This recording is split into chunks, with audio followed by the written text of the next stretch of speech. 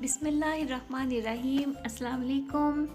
Ramzan special में मैं आपके लिए आज बहुत मज़ेदार सी रेसिपी लेके आई हूँ जो कि है आलू बेसन की टिक्की।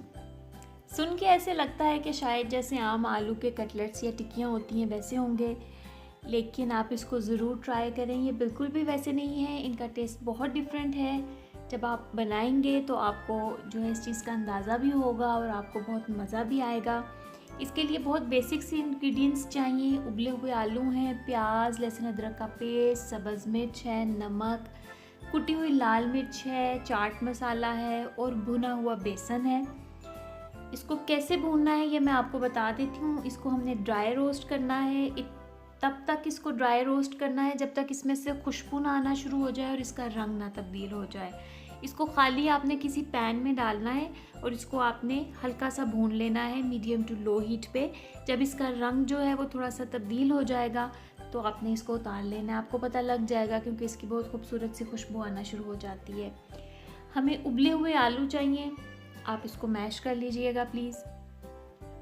फिर हमें कुटी हुई मिर्च चाहिए, आपकी मर्ज़ी है, आप अपने टेस्ट के मुताबिक कम ज़्यादा कर सकते हैं।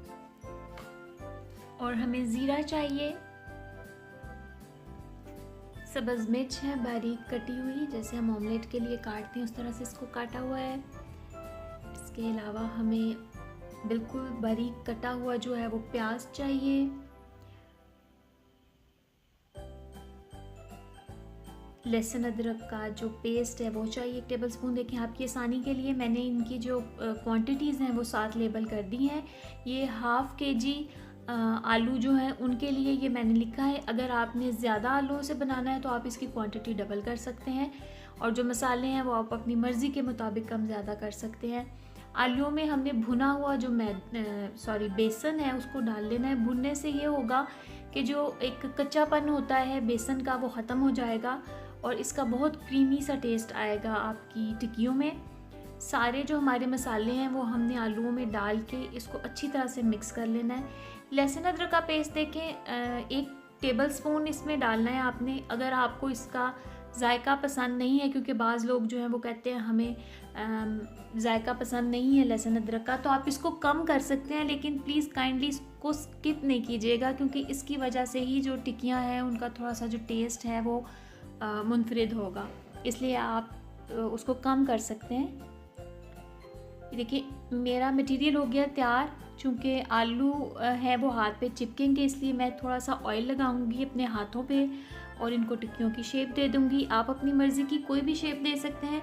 ये एक आम तौर पे टिक्की का नाम आता ही हमारे ख्याल जहन में एक गोल टिक्की आती है, तो इसलिए मैंने टिक्की जो है वो गोल बनाई है।